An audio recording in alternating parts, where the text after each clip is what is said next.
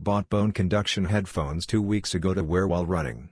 They sit on your cheekbones and conduct vibration through your bones instead of through your eardrums to reach your cochlea. So you're hearing music inside your head but can still hear all of the ambient sounds of cars, etc. Marketed as a safer solution for runners. When I got them in the mail, I was surprised at how quiet my music was with these headphones. I had to turn them up almost all the way to get even a half-decent volume on my runs.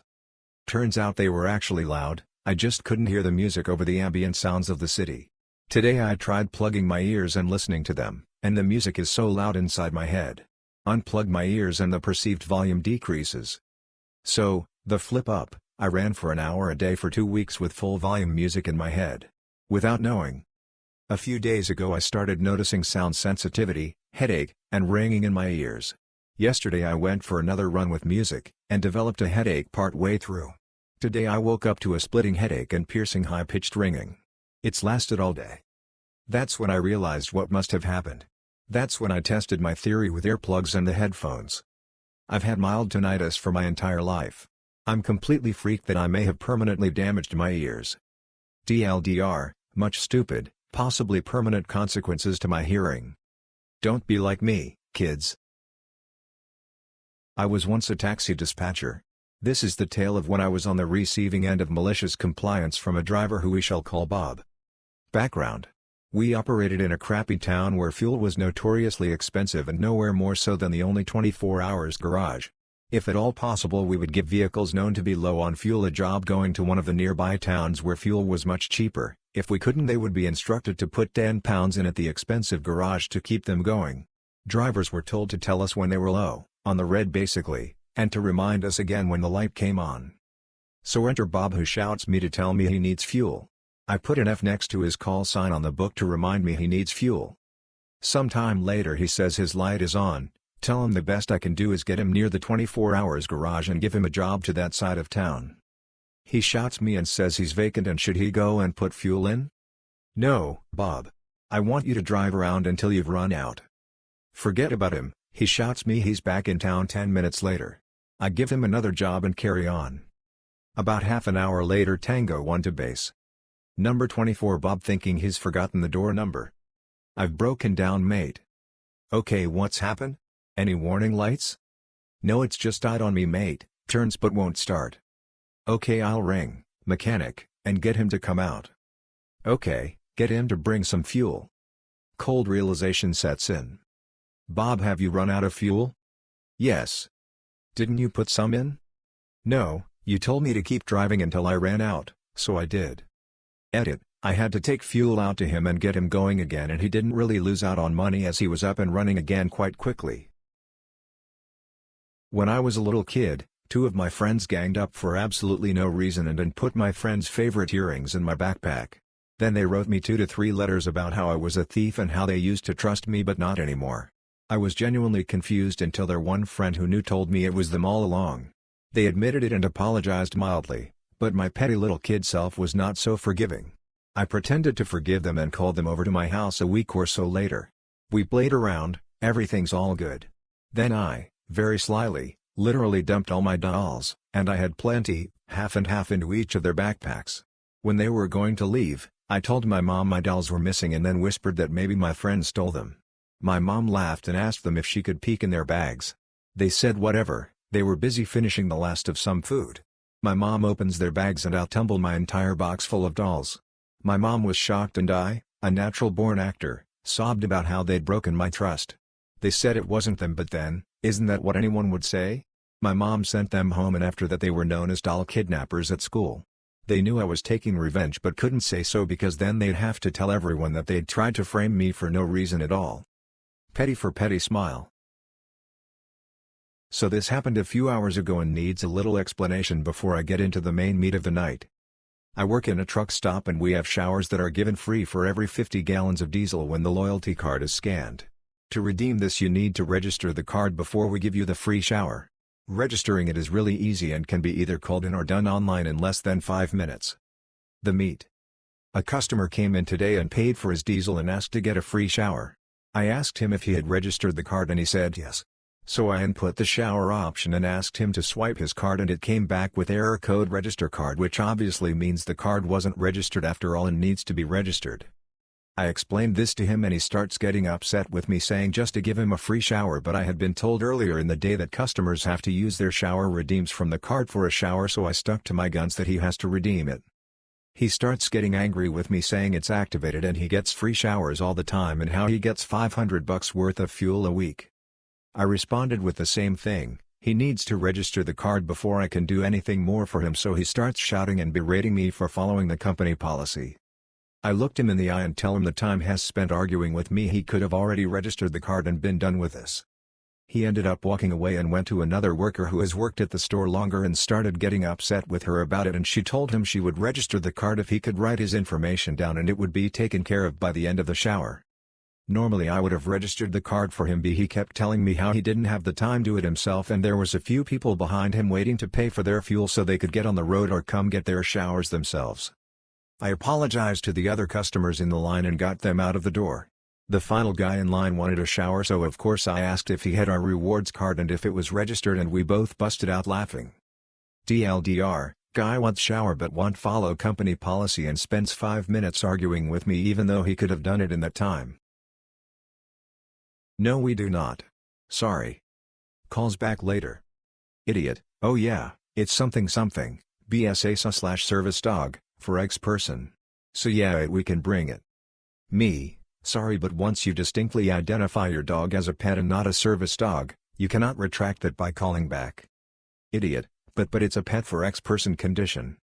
Me, sorry, but again, you keep identifying it as a pet and not a service animal or a psychiatric service dog as it should have been from the beginning. If you did have one you would have said so to begin with and we would not be here. Idiot, but other places let me take my pet. Me, we do not take pets in. Unfortunately we cannot take you in, sorry for your loss of business. Idiot, well. Flip you. Lol. Nothing irks me more like people trying to abuse the service dog loophole.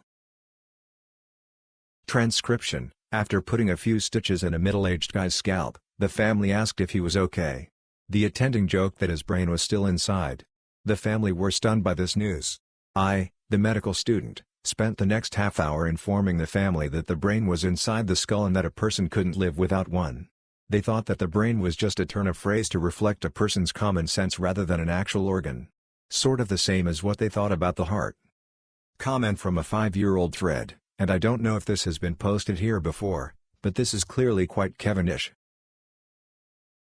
So this kid would always pair up with me during assignments cause he knew I would be doing all the work. I didn't mind at first cause I like history, I know I'm a nerd, but it got to the point where he would cheat off me on tests, and even if we weren't partnered I would have to do his work for him. I wasn't even friends with him or gotten along with him either. One day we had our DA test, which these can make or break your final grade. I noticed halfway through he was copying me, so I started circling wrong answers and he did too. One of the questions was who wrote the Declaration of Independence, and I chose George Washington, so he did too. After he turned in his test I went back and fixed all my answers. A week later we got our tests back for him to see. He got a failing grade. I don't remember the exact grade, only that he failed. Let's just say he never copied of me again.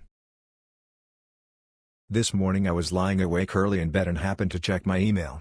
To my shock, I saw some confirmation emails from a car share company that I have an account with but haven't used in nearly 3 years. Car share, as in cars around the country that you can reserve via an app.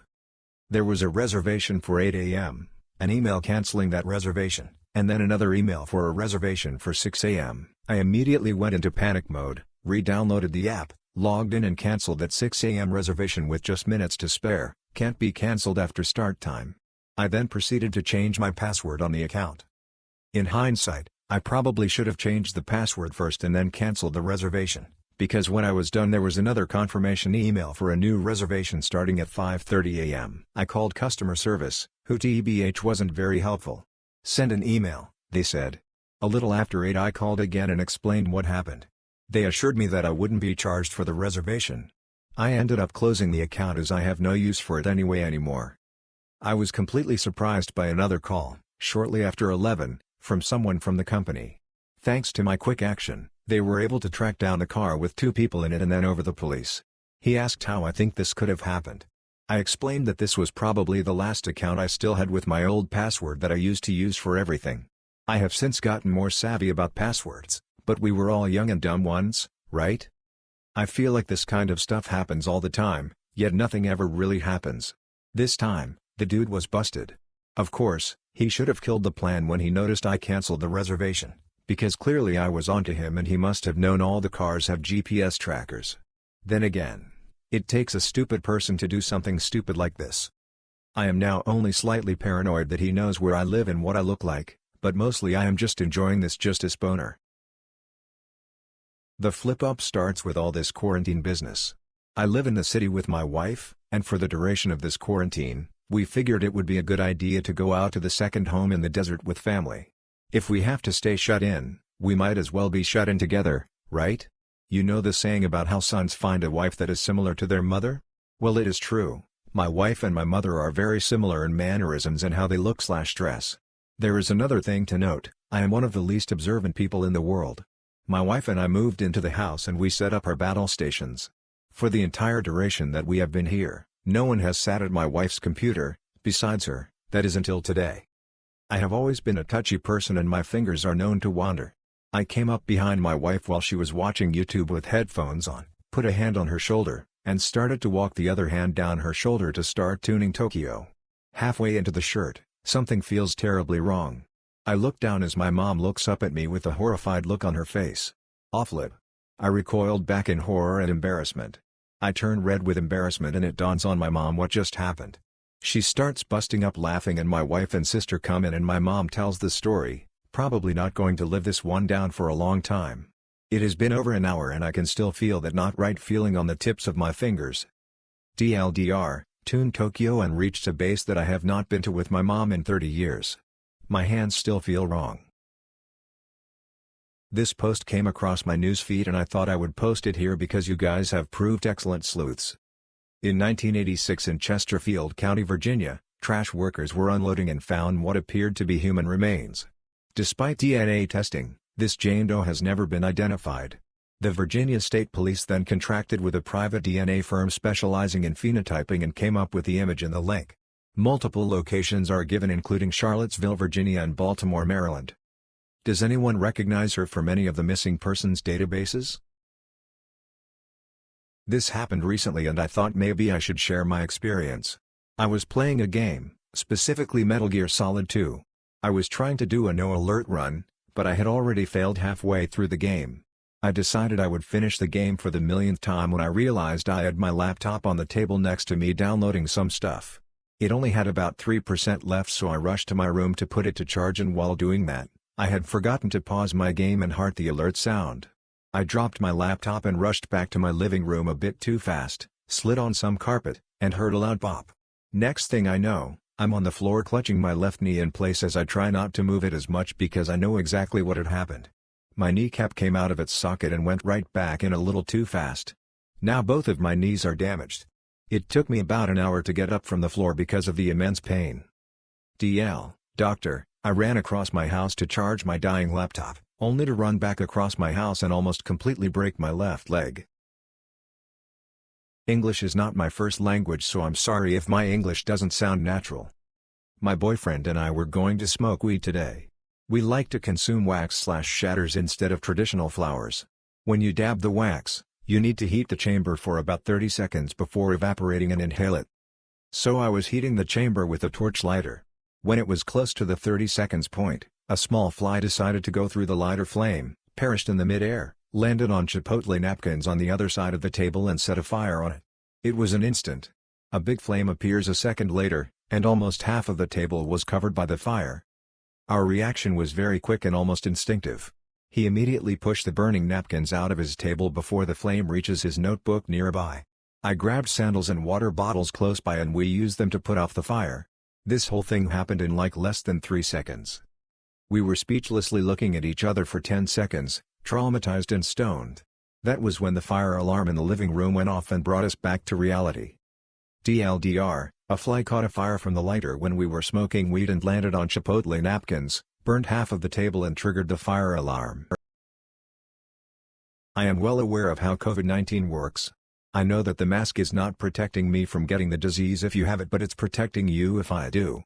Some of the people who get COVID-19 are healthy carriers of the disease. I don't know if I have it, because tests are in short supply and no one is testing healthy people on the chance that they're carriers. I also work with the public, all 8+ hours of my shift. I help customers, stock shelves, break down and clean machines that run during the day but not on my shift, and I wear a mask and gloves when I do it because if I'm a healthy carrier I don't want to get anyone sick. So don't tell me that this disease is not real, that I'm not proving my faith in God because I'm taking preventative measures, and don't tell me that I don't know what's going on. Once again, my mask is not to protect me. It's to protect you. So for a while I had a reprieve from my abusive mom and was sent to live with my dad. Someone who I saw at 9 years old to have endless patience. My mom was super abusive but my dad never was. Enter the technical win. My dad was made for this sub being in the Navy. I'm sure he'd have tons of stories but this one is mine. My dad was huge on following exactly what people say. I learned quickly to overcome. I would specifically ask can I make chocolate milk and would do crazy stuff like make a whole jug of it since I wasn't clear. He was never angry, I think he was just impressed by my ability to find loopholes. On one such day I asked him can I make some chocolate milk?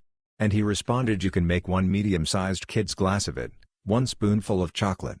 And smugly looked at me knowing he's beat the multiple glasses issue and the one time I made it in a giant bowl. But he was to be complied with. I got a medium-sized cup, filled it with milk and then watched his face as I pulled off the wall some giant serving spoon my stepmom got for decoration, it was the 90s, and tried to use that. He eventually stopped me and said I won all the chocolate milk I wanted but he didn't want to ruin the spoon, so we took a novelty picture and still talk about it today. Several years ago, I was the guest services manager at a reasonably nice hotel in a tourist district. Not zillions of dollars, but not Hotel 7, you know? Room rates were about double the average in the area. I was in charge of the front desk, valet department, and interface between housekeeping and guests. One day, one of the housekeepers came to my office, holding something in her hand. Showed it to me and told me she'd found it while cleaning a stayover. Miss Cabbages, I found it just laying there. What should I do with it? Me, being kind of a moron, studying the object. What is it? Housekeeper, who obviously figured out right there that I'm a moron, you've never seen a crack pipe. Y'all, I literally jumped. No. I had never seen a crack pipe. Why would I have seen a crack pipe? OMG, how are we supposed to deal with a crack pipe? The solution I hit upon, obviously, we can't just confiscate guests' personal belongings, so go put it back.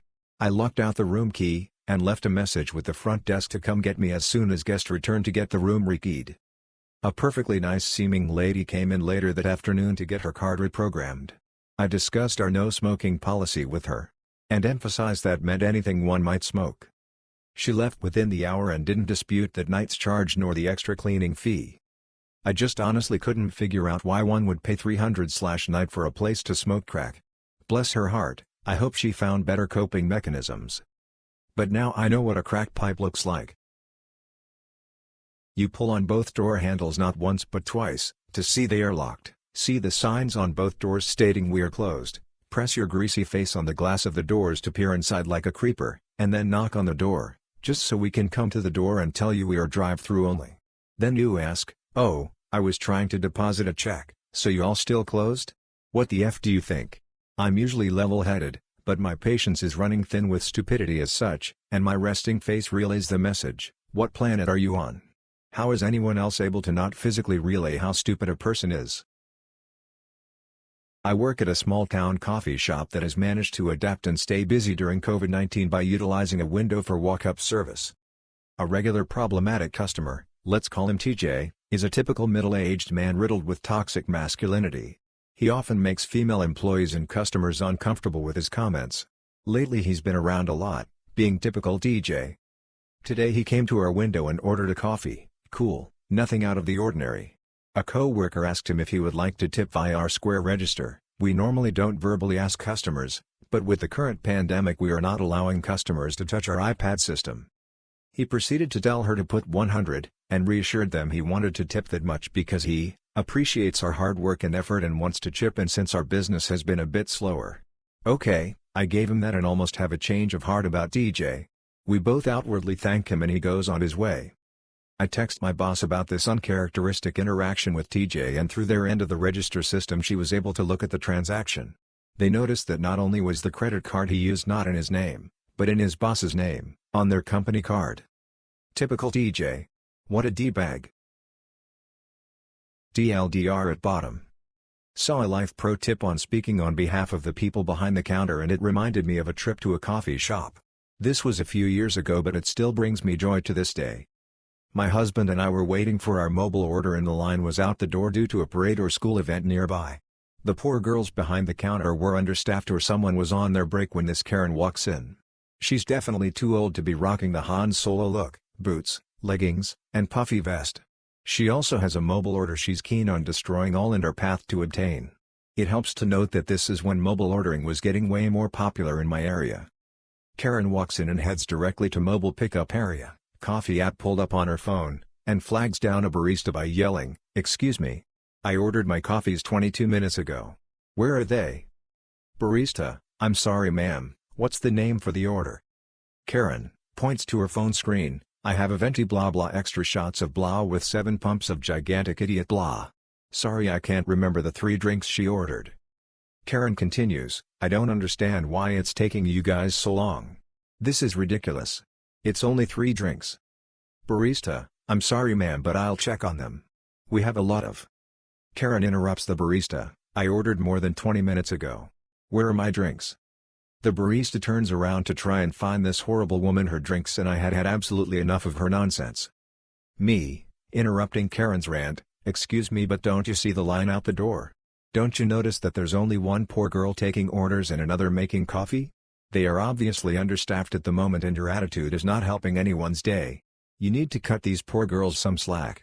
Their jobs are demanding and not easy, especially when people like you yell at them for no good reason." Karen turns to me, mouth wide open in absolute shock that anyone would ever speak to her this way. She just stares at me for a few seconds until the barista comes back and calls her name to give her 2 of the 3 coffees she ordered. "I'll put these in the car," Karen explains as she's still waiting for a 3rd beverage. The barista mouthed "thank you" silently to me. Karen comes back in and retrieves her final coffee, staring daggers at me the entire time. She left with her deflated ego and overpriced coffees. The barista brought up our coffees shortly after and thanked me again. I told her that they never deserved to be treated like that and that it was so ridiculous that I couldn't sit by and watch it any longer. DLDR, Karen yells at a barista because she had to wait for her coffee. I yell at Karen and give her a dose of her own medicine. Long, I guess. DLDR at the bottom. I consider my Nintendo Switch my most treasured possession. Got it day 1, used it daily for 3 years. But a few days ago, I left it in my break room at work at the beginning of my shift. My work is really secure, security and cameras and all that jazz, so I thought it would be safe. So I left it in plain view for all to see. Boy was that stupid. I came back for my break, and it was gone. My Switch, which I love like a child, was nowhere to be found. It was in a case with 8 AAA games in it, and someone probably nicked it. I say probably because the security won't let me see the cameras, and won't tell me if anyone was seen on it. While they investigate, I'm supposed to sit with my finger up my butt while someone is probably griefing my Animal Crossing town. And with COVID going on, there's no way I'll be able to afford to replace that stuff. So here I sit, broken-hearted. DLDR, I left my Switch in plain sight at work and it got stolen. Ya boy wanted to share a cautionary tale, so don't pity me. Just keep your valuables safe. When I was in 8th grade, my school went on a field trip to Washington, D.C. We went to the National Zoo to see the panda bears. I think we were supposed to be in pairs as we walked around the zoo, but the girl I was paired with took off. As I walked around by myself, I noticed this man taking pictures. After a while I realized he was taking them of me. As a young girl I was flattered at first, but as I was leaving he walked up to me. He asked if I knew he was taking photos of me. I think I mumbled yes, but then the teacher came and told me to get on the bus. First time posting, currently a EMS dispatcher for a private ambulance company for 3 years now. We take some calls, however, they're usually seizures, psych, and falls. This one? Probably should have been psych, but unfortunately she wasn't the patient. This call happened in my first year, while I was pretty fresh and didn't understand the power of controlling a call. And #X200B. Me, okay, tell me exactly what happened. CLR, Yeah, my mom fell in the other room. You know we have her locked in there right now, but yeah, she fell and I think she may have hit her head.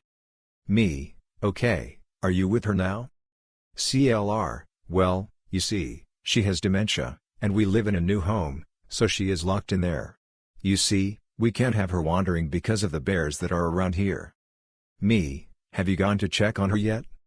CLR, no, I can't unlock her door because she will get out and the bears will get her. Me, can you please go check on the patient?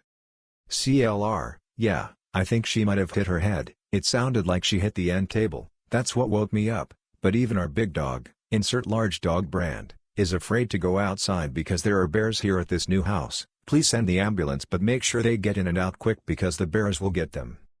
Rinse and repeat for literally every one of the 10 questions involved with a fall. I was essentially working with a third-party caller as she flat out refused to unlock her mother from the room until the imps got there, let alone even go look at her. And #X200B. I kid you not, I heard way more about these bears than I ever got out of her regarding her fallen mother. While I may have wanted to bash my head into the desk repeatedly asking her the questions, now I can have a good belly laugh over it. From what I do remember though, Mom was transported alright, and no EMTs were mauled by the darn bears. 24F, told my bad, horrible, roommate, 26F, that I've had enough and am finally moving out. I told her I will be giving our landlord my notice on Saturday, much earlier than needed. She took it upon herself to tell her, rolling eyes face, checked my phone during my lunch break and sure enough, she's asking to confirm whether or not I am moving out and when we can talk about logistics. I'm so overwhelmed with school/work during the week, I really wanted to take care of this on Saturday. She's been a great landlord, and I would have loved to stay in this apartment longer had it not been for my dirty, mean, cruel, etc. roommate. I would have liked to tell my landlord myself, but she's mad at me for leaving. She basically moved her boyfriend in against my wishes, and because there's nothing in our lease about long-term guests, she made me suffer through it. I'm basically financing them to take over all of the common spaces of the apartment. I assumed her boyfriend would co-sign a new lease with her, but she's looking for a new roommate. I pity whoever moves in, especially because they'll have to sign for a year. Rant done. This will be quite short and similar to my last post. This happened back when I was in college.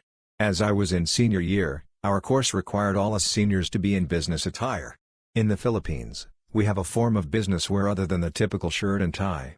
It's called the barong Tagalog, gusamayam in variety to be precise, which looks like a stiff white polo shirt worn with normal slacks and penny loafers. It's used in all industries from bankers, doctors, lawyers, and yes, even priests. I'm a devout Catholic and I have a devotion to the Sacred Heart.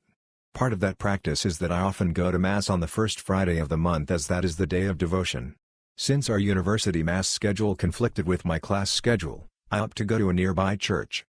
And #X200B. One first Friday, after the Mass, I figured it was just way too hot to make the 15-minute walk back to campus. I opted to take an Uber going back. The Uber arrives and picks me up and he strikes up a conversation.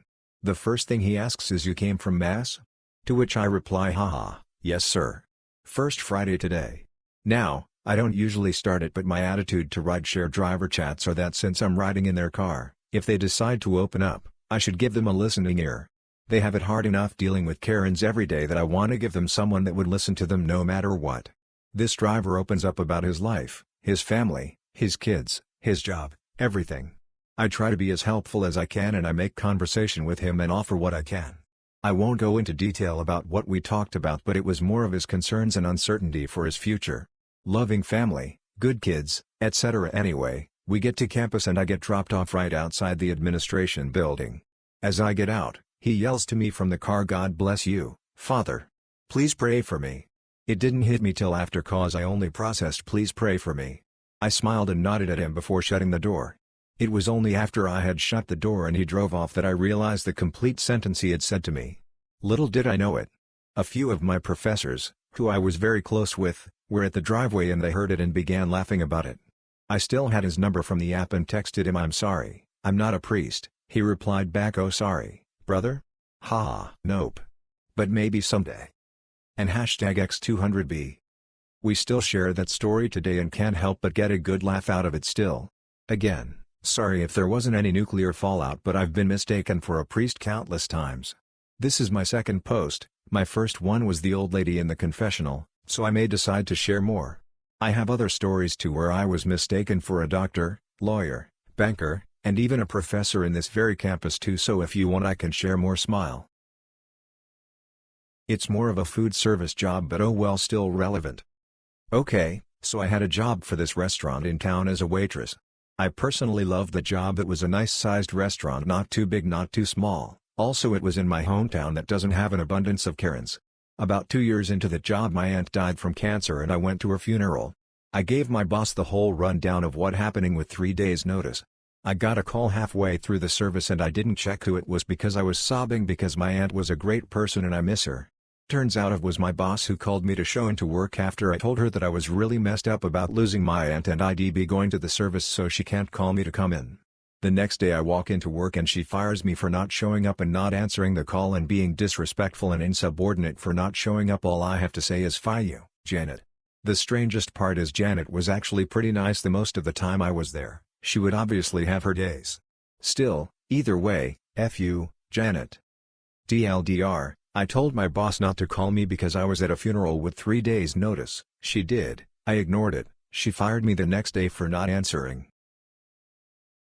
I'm a manager for a big chain and honestly, I don't know if I'll go back. I've been fed up with the late nights, weekends and holidays since I was promoted. I really don't want to go back to that life.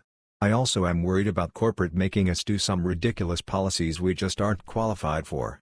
Rumors about temperature checks, not letting people in who have a cough, etc. I hate the guests. I'm fed up with their stupid questions and bogus complaints. The only problem is the theater is my only work experience and I don't have a college degree, so I have literally nothing to fall back on, which sucks. Do you think you'll go back? Managers, supervisors, crew? Why or why not? Hope you're all staying safe out there. Tifu by letting my dad make me breakfast. This morning my dad was making my younger brother breakfast and offered to make me some as well. I said sure, yes please, because it sounded nice. 20 minutes later my dad raises his voice for me to come to the kitchen, so I go. Dad, you know I'm struggling to make you breakfast and it's stressing me out. I have a busy schedule and now I'm behind because you're being a lazy ass. Me, thinking seriously? But I didn't want to make him blow up at me. I know Dad, I'm sorry. Dad, I'm obliged to cook for your brother, and I only asked you because I didn't want to be a bad dad and leave you out. Me, okay, you're right. Sorry. I go to my room and just feel put off. Like, how am I responsible for your time management and mood swings? I didn't ask for shoot. You offered. Yet you're guilting me because you didn't plan ahead? WTF? You know what, I am sorry. Sorry I accepted your seemingly nice offer in the first place. If anything, this taught me not to accept anything from you again. Also, he and my bro are watching TV right now. They've been done eating for a while. Tight schedule my ass. TLDR, Dad offered to make me breakfast and then gets mad at me for making him late to his responsibilities. I don't know if this counts as malicious compliance, or simply a few weird consequences of various rules. I worked at a gas station a couple of times in college. This was at one of them. There was a weird rule that you weren't meant to void something after ringing it up. I.e., if someone brought some things up to you, you rang them all up, but then they changed their mind or decided that they couldn't afford something, then it was bad to void off the items you had already rung up. Weird rule. There wasn't a clear direct consequence, but it was explained that it was tracked and there could be trouble if it happened too often. There was also, however, no penalty for your cash drawer being off by up to 5 at the end of the day. Of course, that meant, for me as a cashier, that if someone was short by a small amount of money to complete a purchase, that I would just let them go without paying the additional amount. You were also meant to do safe drops of cash regularly. However, you weren't meant to have your drawer open for more than some short amount of time, I think like 30 seconds or something. Since it often took at least a bit longer than that to work out how much of the cash in my drawer I was going to drop, if I saw a cash drop coming I would often take out 10s, 20s and any larger bills and set them on the counter behind the drawer while completing a transaction and close the drawer. At that point, I would count and tally my safe drop, and then use the safe drop button on the register to put back whatever cash I wasn't dropping and to enter into the register the amount that I was dropping.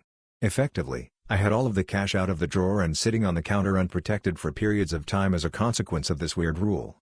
There were other things like that in the world of retail, but those are two things I remember now. Bartender at a local pizza joint. My buddy came in after a long day dealing with his two sick little girls. He tells me a story from today about the littlest. She's screaming for him from the bathroom. She states she's been waiting for 60 years for him. All she wanted was a cheese pizza from our place. Since they were sick, he went with something more appropriate for upset stomachs. But you can guarantee I got him a gift certificate for a cheese pizza for her when she's better. Nice to have good customers to even out the bad ones, lol. I worked in housekeeping in a hotel for months up until this past week. I'm now 35 weeks pregnant. I was scheduled to work 5+ days a week, with 20+ rooms to myself. I came into work recently, because I was on the schedule, and I could barely walk. I couldn't bend my back and my ankles were hugely swollen. I had been in L&D the night before to stop contractions. We didn't have many rooms, but 5 housekeepers in-house. Everyone was almost begging my manager to send me home, as we had too many housekeepers for the amount of rooms. Now, I'm huge at this point in pregnancy. I can't bend too far forward in general. My manager and I, discussed a couple weeks ago that she didn't want me cleaning bathtubs, so I was to have another housekeeper come clean my bathtubs. No biggie, I was fine with that. Well, the day before I quit I had went to find another HK to help with a bathtub. Said manager stopped us in the hall and asked what we were doing socializing on the clock. We explained that she was going to clean a bathtub for me and would go right back to her rooms. She yelled at me and said that if I can't do my job, I need to quit so that she can hire someone who's willing to work. I explained that it wasn't that I wasn't willing to work, rather that's one small task that I myself struggle with accomplishing. She didn't care. She continued yelling at me. Now, I've always hated being yelled at, so I spent the rest of my shift crying while cleaning my rooms. I got home from work, still crying. My boyfriend became extremely upset as I told him what had happened. We decided that it's in the best interest of our child that I just be done, as it's a lot of emotional trouble as well as physical. So I gave my manager her wish, and I went in and handed in my scrubs and quit. She seemed sympathetic, said she understood, was sad to see me go, and for me to come talk to her after I was released from maternity leave. Fast forward to today, another HK at said hotel was talking to this manager, while recording the conversation to send to me. She asked if I would be back after baby. The manager told her that I was lazy and a crybaby so she would never consider hiring me back. I'm glad I quit. I feel like I dodged a bullet. I'm not sure that I'll ever be able to convince myself to work in housekeeping again.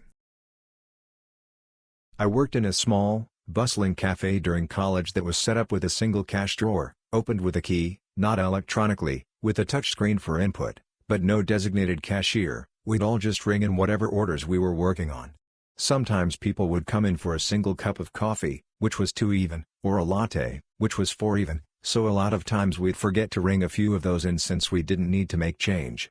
Our cash drawer was frequently over by 8 to 12 each shift, but no one made a big deal about it. We'd just write down the amount over when we did the cash drop. Then we got a new manager, Abby, who decided that if anyone was over or under even a single penny, they'd be written up, then fired the second time that happened. We all tried to explain how chaotic the cafe can get, that we would do our best to be better about ringing in everything, but could she please cut us some slack, especially if we were only over a little and never under?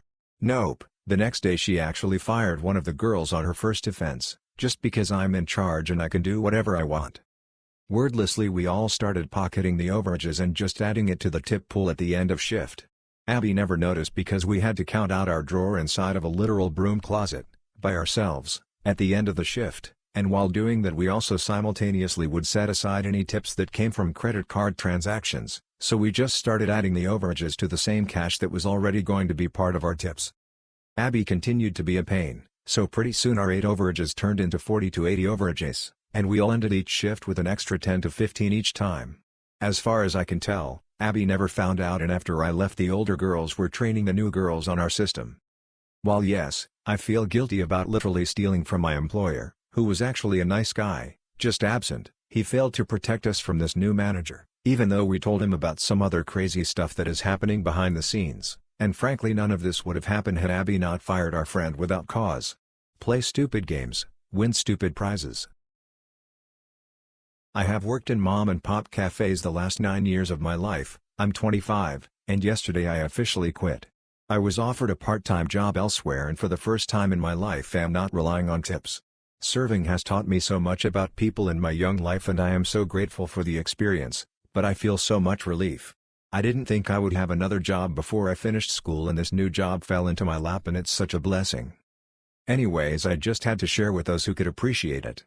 Yes, there are lifetime serving jobs out there and I totally respect that, but where I worked was not a place I wanted to be my whole life. So cheers to a new chapter. I grew up on a dead-end road where all 5 of my neighbors were relatives. I liked to go to my aunt's house behind us, which I could get to one of 2 ways. I could cut through the pasture separating our properties, or I could walk around on the road that ran beside the field and had woods on the other side. I usually cut through the pasture, but the year before I had walked through a tick nest and got at least 100 ticks all over my pants. Luckily my mom saw them and made me strip them off outside. So that is why I chose to take the road. To me, at age 9, the road was creepy. It just felt like I was in the middle of nowhere and if something happened then no one would be nearby to help me. This was in the 70s, so obviously no cell phones. One day, I went to visit my aunt for a few hours. As I was walking back I was freaked out as usual, but really not expecting anything to actually happen. When I was about 40 yards from my house, this part of the road was on a curve so I couldn't see my house yet. I heard a man whisper from the woods, "There's a little girl." My hair stood on end, I screamed and ran as fast as I could, screaming the entire way. Luckily, my dad was at the bottom of the driveway working on something and he met me in the road in a panic since I was screaming bloody murder. I told him what I'd heard so he ran around the curve and was gone about 20 minutes. When he came back he marched inside and called the police. He said someone had been doing drugs in the woods and he found evidence they had been hanging out there a lot. The police came and searched around a bit. Nobody was ever found, and they never came back. Whoever was watching from the woods, let's not meet. Okay. This one is kind of short. My second call of the day was from someone who lived in my same geographical area. While I was researching something for him I said something about my dog and he was like, "Oh, I have 2 dogs too." He tells me the breed and names and I'm sitting there like, wait. Where did you get them? He tells me, "Oh, from a breeder in my city." So I'm sitting there like, "Oh, please hold while I spaz out. Sir, I have met your dogs before." He's like, "What? How?" I ask if he'd boarded them at breeder's house before. He says yes. I'm like, "Yes. I've met and played with your dogs. This is so cool." He's dumbfounded and like, "I can't even believe this is a thing. I can't wait to tell my wife." My favorite call I've gotten ever. A lady called multiple times looking for the procurement manager for interstate marketing. I told her I don't know who that is, I'm at a building that has nothing to do with that part of the company. I keep putting her through to our national helplines, but she wasn't getting answers she likes so she kept calling back. Caller, then just give me any high-up procurement manager. Me, I'm sorry, but I don't know who that is. I can transfer you to. Caller, well, how did you get a job here? Not to be rude, but how did you get hired? What did you do? Me, I went to the company website, at the bottom there's a careers link. There, I submitted an application with my resume. Caller, fine, thanks. Click. The application process for my company is rather lengthy, so I'm guessing she wanted to talk directly with someone who could hire her so she didn't have to fill everything out. In high school, way back in the late 80s/early 90s, I got a job over the summer working at a sketchy, family-owned telemarketing place run by the son, who I'll call Biff because he looked and acted like the Back to the Future character. The family/company had developed an anti-drug workbook to give to middle school kids, would call various local law enforcement agencies around our part of the country to convince them they needed it, and have us call people in those jurisdictions to get people to sponsor it at various levels. Our bonuses were interesting. Based on how many sponsorships you sold, and what levels, you got to draw a number of cards from a deck and make as many poker hands as you could. So, if I sold enough to draw out 10 cards, I did, and maybe I could make a hand that was a full house and another hand that was a pair. Whatever those were worth, I'd get in cash at the end of the night. One night, I did great, and I got to draw out over 20 cards, and the hands I put together were fantastic. Biff claimed he didn't see me draw, and I had cheated, even though I was in his line of sight the entire time, and demanded I draw again. I went to put the cards back in the deck, but he refused to put them back in, so I drew from the smaller deck. My second time, the card gods were against me, and my hands not as good. Biff smirked and turned to unlock the drawer where the cash was to get me my now paltry bonus. So while his back was tuned, I grabbed all the sheets I had filled out with the sponsorships I had sold and left. It looked like I had stormed out, and I'm sure Biff was delighted to not have to pay me any bonus at all. The papers I took had all the information needed to send people packets on how to pay for their sponsorships, thank you letter, reminder of the amount they were donating, says. This was a low-tech operation. We didn't take credit cards over the phone or even have computers. Everything was paper, and the info I took was worth over $1,000 to the company, pretty good for one person. It took Biff a couple days to realize what I had done. I never went back, so that probably helped him connect the dots. He called my parents' house a couple of times demanding I return the papers. I told him no, and that he should rethink trying to cheat people, which made him mad. The great thing is that this place wanted to be so off the books as possible that the employees were never asked for an address. Just a phone. So he had no way of finding me. I am 14. I am a certified referee in my state. I know the rules as I've played by them my whole life along with taking the officiating classes. At our park district, no headers for ages below 11. But in U12, it is up to the referee's discretion. So if it's a small tap it's okay. That is exactly what happens. So the coach behind me screams at the top of his lungs there are no headers in U12 5 to 16 times. I ignore him. Though I could eject him. It was last game of the season and I didn't care. After a bit of yelling, he says fine, go duck yourself, then which I turn and tell at him for saying in front of you 11 kids. I wish I sent him away or ended the match. Sadly I didn't do much and my partner is a longtime referee, officiated my matches as I grew up, and he is deaf. So he has no idea what happened. The person who runs Park District in my area has been informed and is taking action. Co-worker asks me to take a table for her because she had served this guy before, and he had made her uncomfortable. I agreed, and avoided getting close to him. His mother, I assume, joined him. First she complained that we had a limited menu. I pointed out what she was actually looking for. Next, there was a spot on the table. Okay, sure, whatever. She made me scrub this spot. Very close to her.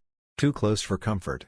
Cursed at her silently under mask because I was annoyed, like lady I have other people who need their orders taken. Then her chicken and dumplings were too dry. Like yeah they sat in the past for 2 minutes waiting on the guy's well done hamburger steak. Just move the top dumpling and it won't be dry.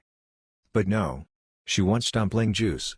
There's no easy way to get that out of those pans, those dumplings are huge and there are obviously lots of them in that pan.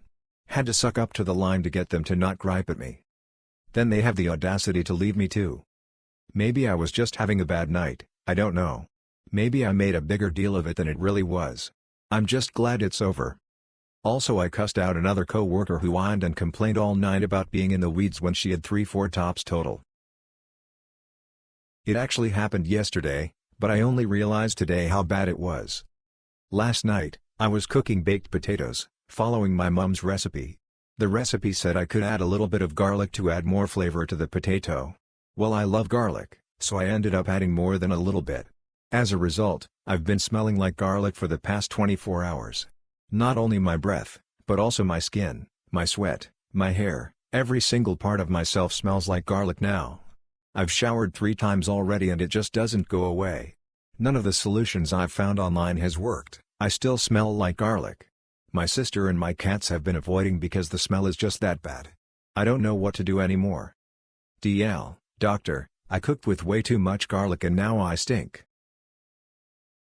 Well, basically title. I am almost 30 now and have the hairline of a 5-year-old boy. In general I look young and in my taste I look too young. That's a problem when you try to get taken seriously at work. Since I'm in a lockdown during Corona I tried to wax away a bit of my hair on my head. And, since I thought it was a great idea I applied wax without testing it before. I have now something that looks like a receding hairline. But actually unnatural. And it still hurts a lot. Since ripping the wax away hurt so much I decided to rip only a part of the second half and remove the rest of the wax very painfully and very slowly under a burning hot shower. The only thing I really hope at the moment, please don't let the lockdown end too early. And if any of you know my pain in looking too young, any tips are very welcome. DL, doctor, I waxed my hairline to look older. Pictures. Before and after, +1 haircut and a bit of weight loss. Not me, but witnessed my bar manager go through this. Customer, excuse me, I've been waiting ages and you served everyone except me. Bar manager, I'm sorry love, what do you want? C, I'm not your love. Stares. BM, I'm sorry, can I get you anything? C, I think it's awful how you ignore customers who have been waiting for so long. BM, I didn't realize you had been waiting so long, what can I get you? C, well, I think this is awful, 5 people must have come after me and been served. BM, I apologize again, I'll get you your drinks now, what would you like? C, for free? BM, sorry, I can't do them for free. C, why not? I've had to wait for so long, it's the least you can do. BM, I don't think it works like that, do you want any drinks or not? C, of course I do, why do you think I was waiting at the bar? But I don't think I should have to pay. BM, you can either buy a drink or stand away from the bar, I'm afraid, that's all we can offer. C, fine. But I don't want you to serve me. BM, why not? C, because you're incompetent, you don't know what you're doing. BM, well everyone else here didn't serve you fast enough either, what difference does it make who pours your drinks? C, well I've just said, anyone but you. Now get somebody else. BM, well, the other staff are busy mixing drinks, so you'll have to wait if you want them. C, are you kidding? Flip you. BM, flip me? I'm sorry, I'm going to have to ask you to leave. Commence ranting and shouting followed by the bouncer escorting her out. Ever since the lockdown started we've had so much more homeless people walking around and trying to come into the hotel. I was sitting in the back office and I saw an unrecognizable girl come in and make a beeline for the bathroom. I went to the front and she comes to the desk. Me, can I help you? Girl, what's the code for the bathroom? Me, are you a guest here? Girl, yes. Me, what room number? Girl, 203. Me, checking room rack 203 is a vacant room. Girl, so I live in my car, I have a job interview, I really just wanted to freshen up. What's the code for the bathroom? Me, I'm sorry, the bathroom is for guests and employees only. Girl, will you let me use it? Why are you being like this? Me, I probably would have let you use it if you hadn't lied to my face. Please leave. Girl, idiot. Lol, what does she expect? If she had explained her situation nicely without lying to me about being a guest, I probably would have let her use the bathroom. Before I start, this isn't a pity me story, I'm fine. I want to share this because it was ridiculous. I'd met this guy, let's call him DG for delusional guy. I was 16 at the time, he seemed alright and back then I didn't see the red flags as red flags. So naturally when he started opening up to me about his abusive ex-girlfriends and how he was such a nice guy and they took advantage of it, I gave him the benefit of the doubt. Boy, was I wrong. Fast forward to a year later, DG asks me out and I say yes. Over the course of 2 years, he started creating problems where there weren't any, all the time. He was always the poor victim, I was always wrong. Eventually it got to a point where he'd get mad for anything that didn't involve paying attention to him exclusively. Including sleeping. Always twisting it to make it look like it was the worst crime ever committed. He'd compare me a lot with his ex, let's call her Girl. Girl had supposedly tried to contact him again but he didn't want anything to do with her because she was toxic and she cheated on him. Here's an example of him getting mad at me for problems he created himself. Once he sent me a random nude and I didn't want to anger him so I reacted positively. And it became all about how he was a nice guy and I was treating him like a sex object. Few weeks later he sent me another nude and since I didn't want to make him feel like a sex object I stayed neutral about it. And of course I was still a monster because I was making him feel unattractive and insecure. There was just no winning with him. I found a job in a fast food restaurant a couple years ago and I broke up with him shortly after since I was seeing normal humans again and of course I could suddenly see the entire relationship was far from normal. Not only that but I found out Girl hadn't cheated on DG. He had cheated on her. She dumped him and he tried to get her back throughout our entire relationship. So much for not wanting to do anything with her and she's trying so hard to contact me. He was also actively cheating on me with another girl. After I dumped him, he begged me to give him a chance but I said no. So he sent me a million texts whining about how he was such a nice guy again and he still cared even after how I treated him and I was a piece of shit. I just blocked him and refused to see him so he started sending his friends. He is still in complete denial and by now I'm probably another evil toxic ex who broke his heart in his feel-bad stories for his next girl. There's this really awesome, giant bookstore near my 19F family's house that opened last summer. Last November when I was back in town for Thanksgiving break, I was browsing the shelves. Since I didn't want to carry anything bulky around, I had left my coat and purse in the car and just put my wallet in my back pocket. I guess the fact that I wasn't carrying anything combined with my outfit, plain black shirt and jeans, made me look like a bookstore employee. This dude, probably in his 20s, came up to me. "Dude, hey, where's the manga section?" Me, "Oh, it's right over there." It was only like 10 feet away from where we were. "Dude, thanks. Hey, would you mind coming with me and giving me some recommendations?" Me, at this point really confused, but trying to be polite, I guess so? I mean, I've read one or two series but I'm no expert. I guess it depends what you're looking for." "Dude, you don't read manga? You totally look like the type too." At the time I had bright teal hair, dyed, obviously, so I assumed that's what he meant. Still, I was embarrassed that a stranger walked up to me and the first thing he thought was yes, this person is definitely a total weeb, not entirely off base, but still.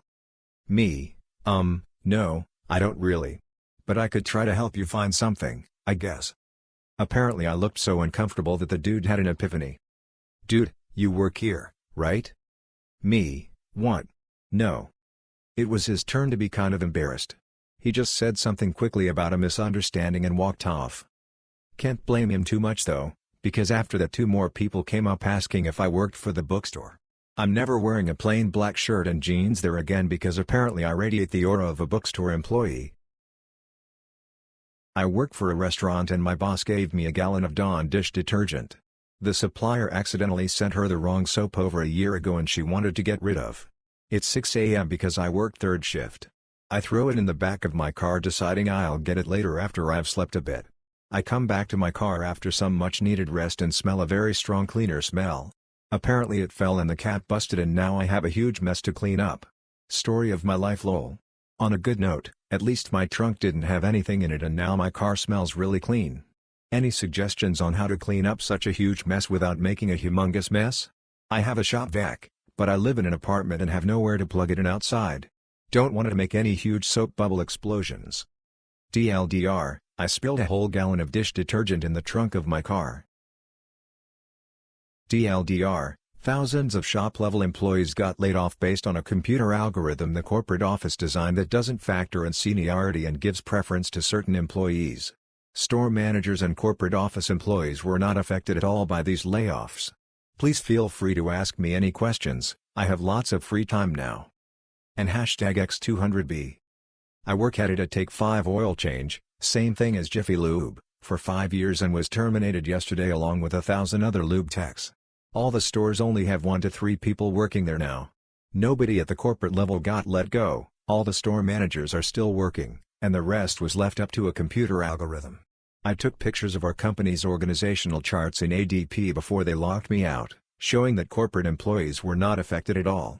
The regional manager, who is in charge of over 60 stores, actually said that corporate's computers picked which assistant managers and lube techs would stay and which ones would be terminated with preference given to some assistant managers. I have no say in the matter. Apparently experience wasn't a factor in this algorithm. Lube techs who had worked there for more than 20 years got laid off while some techs who just started last year are still being employed. In the letter they sent out to everyone, they stated that all employees terminated will be considered for rehire subject to work history. They aren't even guaranteeing their jobs back, they're basically telling us we need to fill out an application again and hope for a callback. Does this seem pretty messed up or is it just me? How can a company lay off people so easily without care? It sounds like they are using the current events as an opportunity to clean house and start fresh with new people once things settle down. I can't imagine a company anywhere that lets a computer tell them who can stay and who can leave during a layoff. I think what bothers me the most is that I know very well the expendable shop-level employees are only getting laid off so the company can afford to pay the management and corporate employees. They still have 10 employees on payroll making $70-80K a year for unit growth and development. This company is not doing any growing or expanding right now, couldn't they let some of those people go? Thank you for taking the time to read, I just really wanted to vent my frustrations. If what they are doing isn't illegal, then it is certainly the shadiest thing I have ever come across. So this happened many years ago when I was about 14. My father had a camper van and we would go away to different caravan parks most weekends during the good months of the year. One weekend we went to a caravan park that a friend of my father was going to also. We pitched up opposite each other and it was business as usual. On Saturday my father and his friend who we will call John went to the nearest village and into the pub. As it was good weather we sat in the beer garden at the rear of the pub on a picnic-style table. Also, seeing as it was a village, there was no one around the pub but ourselves. Somehow me and John wound up sitting beside each other with my father opposite. John has been smoking rollies while we were there, casually rolling them on the table part of the table.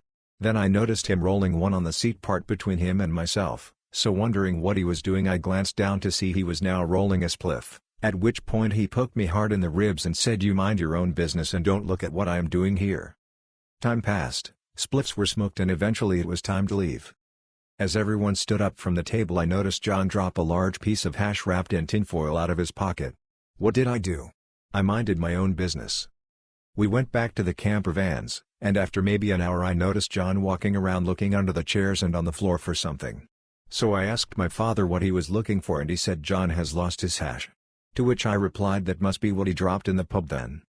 My father went and told John the first saw him drop it in the pub. John calls me out and asks why didn't I tell him? And I replied, "You said to mind my own business," and so I did. He went back to the pub but couldn't find it, and when he returned he was so angry he packed up his things and left in his camper van. Be careful what words you choose to use. TL, Dr. Father's friend told me to mind my own business, and when I saw him drop his drugs I did just that.